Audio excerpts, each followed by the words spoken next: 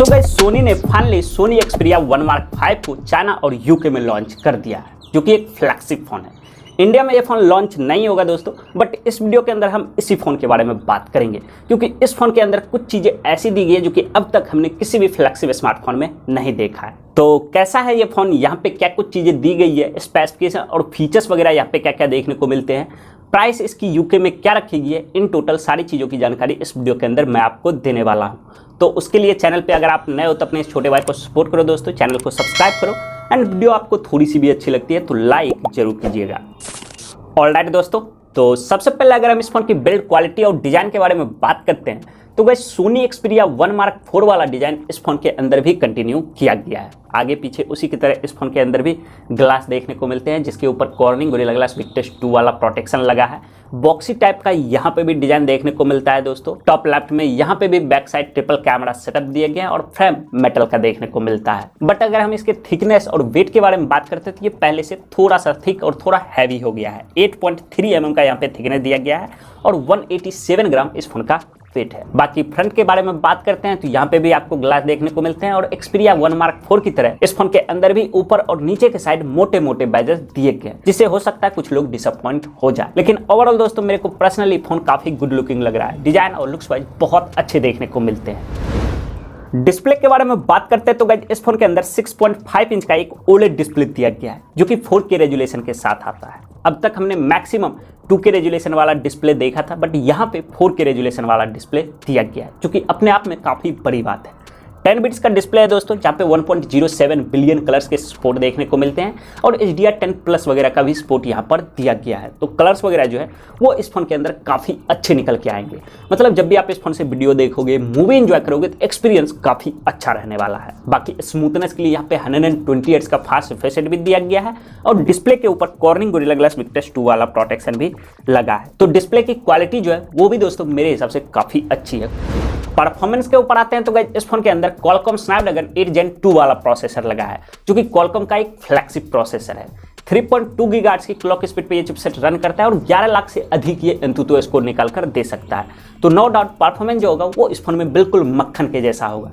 Day to day life में तो इस फोन से आपको कभी भी कोई दिक्कत नहीं आने वाली है। बाकी अगर आपको हैवी गेमिंग करना पसंद है, लाइक COD, BGMI जैसे हैवी गेमिंग करना चाहते हो, तो उसके लिए भी ये प्रोसेसर काफ़ी अच्छा है। और सबसे अच्छी चीज़ मेरे को ये लगी कि इसकी ताकत को बढ़ाने के लिए इस फोन के अंदर UFS 4.0 के स्टोरेज भी दिया गया है एंड LPDDR5X वाला रैम भी देखने को मिलता है। तो ऐप ओपनिंग क्लोजिंग स्पीड वगैरह जो होगी वो भी इसकी काफ़ी फास्ट है। बाकी Android 13 out of the box ये फोन आता है, जहाँ पे हमें स्टॉक एंड्रॉयड देखने को मिलता है। UI बिल्कुल क्लीन है दोस्तों, कोई भी फालतू के प्री इंस्टॉल एप्लीकेशन यहाँ पे देखने को नहीं मिलते हैं।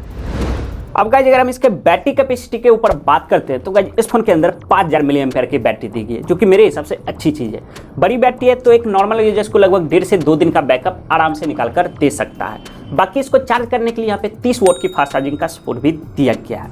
वायरलेस फास्ट चार्जिंग का भी यहाँ पे सपोर्ट देखने को मिलता है और ये फोन रिवर्स वायरलेस चार्जिंग को भी सपोर्ट करता है। टाइप-C पोर्ट के साथ ये फोन आता है दोस्तों। फोन के अंदर NFC का भी सपोर्ट दिया गया है। 3.5 mm जैक और माइक्रो SD कार्ड के स्लॉट यहाँ पर भी देखने को मिलते हैं, जो कि फिलहाल किसी भी फ्लैगशिप स्मार्टफोन में देखने को नहीं मिल रहा है। 5G फोन है दोस्तों, इस फोन के अंदर 12 5G बैंड के सपोर्ट भी दिए गए हैं और वाटर एंड डस्ट रेजिस्टेंस के लिए इस फोन के अंदर IP65 एंड 68 का सर्टिफिकेशन भी दिया गया है। इसके अलावा दोस्तों यहाँ पे स्टूडियो स्पीकर भी दिए गए हैं, तो मल्टीमीडिया एक्सपीरियंस जो होगा वो भी इस फोन का काफी अच्छा रहेगा। और सेंसर वगैरह के बारे में बात करते हैं तो सारे के सारे सेंसर इस फोन के अंदर दिए गए हैं, including side mounted fingerprint sensor and face unlock का सपोर्ट भी यहाँ पर दिया गया है। खैर अब गाइस चलिए हम आ जाते हैं इसके कैमरे के ऊपर, जो कि इस फोन का हाईलाइटेड फीचर्स है।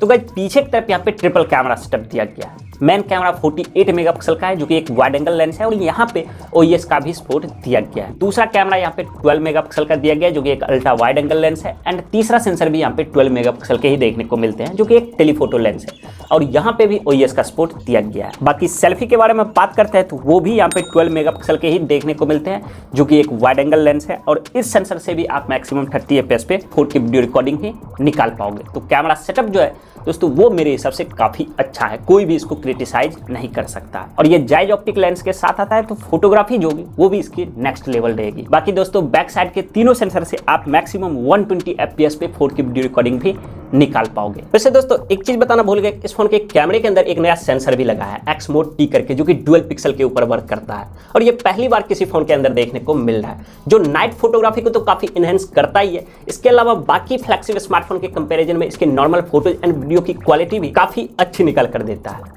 और अगर इसके कैमरा फीचर्स के बारे में बात करते हैं तो यहाँ पे HDR, panorama, night mode, pro mode, portrait mode और स्लो मोशन जैसे कई सारे कैमरा फीचर्स भी दिए गए हैं। तो गाइज यही थे इस फोन के सभी ऑफिशियल स्पेसिफिकेशंस। प्राइस के बारे में बात करते हैं तो गाइज इसको 12GB 256GB and 12GB 512GB के सिर्फ और सिर्फ 2 मॉडल में लॉन्च किया गया है। जो बेस मॉडल है उसकी प्राइस यूके में 1,15,000 रुपए रखी गई है, जो कि मेरे हिसाब से अच्छी है। और अगर आप इस फोन को खरीदने की सोच रहे हो तो इंडिया में ये फोन लॉन्च नहीं होने वाला, लेकिन अगर आप बाहर से इस फोन को खरीद के लाते हो तो ये फोन इंडिया में काफी अच्छी तरीके से वर्क करेगा, क्योंकि यहाँ पे 4G और 5G के ऑलमोस्ट सारे बैंड दिए गए जो कि इंडिया में वर्क करता है। तो गाइज अब आप लोग कमेंट करके बताओ आपको ये स्मार्टफोन स्पेसिफिकेशन वाइज कैसा लगा और क्या सोनी को ये फोन इंडिया में लॉन्च करना चाहिए या फिर नहीं। तो दोस्तों बस इस वीडियो में इतना ही। पसंद आए तो वीडियो को लाइक कीजिए, शेयर कीजिए और चैनल पे पहली बार आए तो सब्सक्राइब कीजिए। मैं मिलता हूँ अगले वीडियो में, तब तक के लिए जय हिंद।